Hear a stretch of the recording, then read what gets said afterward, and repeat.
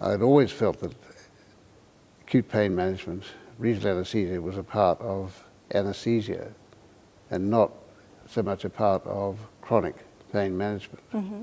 So it should be an intimate relationship with anesthesia and regional anesthesia as a very strong component. So I'd always promoted the use of regional anesthesia for surgery. I saw the advantages in reduced morbidity post-operatively, better pain control. Right. And I think the mission of ASRA was really for that purpose. It hadn't been taught in most medical institutions in the country. There were really only, I think at the time that I joined, probably 5 or 6 institutions in the whole country that had a strong regional anesthesia component. Uh-huh. And so when I came, this was probably following on from Dr. Raj, who had already begun a pilgrimage around the United States, developing roving training groups promoting regional anesthesia. So these were done on weekends Right. and different places, and this was to improve the message that regional anesthesia was an extremely important part of the practice of anesthesia.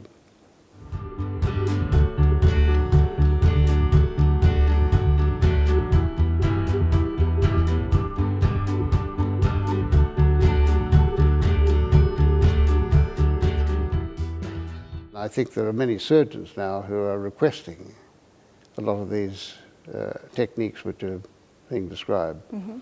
So I see the content of the meeting as reflecting really a genuine interest and expansion of regional anesthesia in the practice of not just acute pain management, but also in anesthesiology itself. And I can remember some of the meetings that we had in Orlando, you know, with fire swallowing, sword swallowing action going on. It was a much freer period. Yes. I think the regulation and the constraints on spending now Right. have had a huge influence on all of the educational meetings. So Mm-hmm.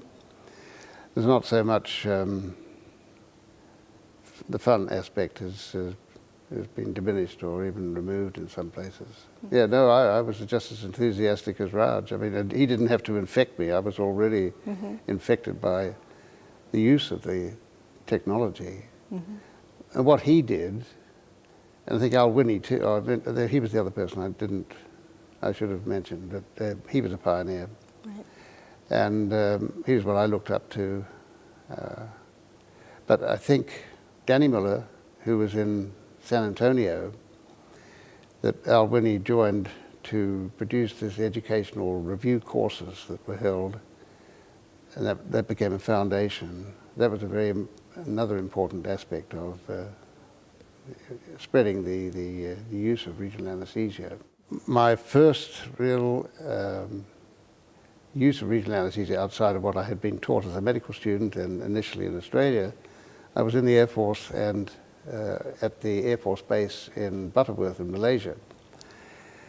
And I had been asked to do a block, which I had never done before, a sphenopalatine block.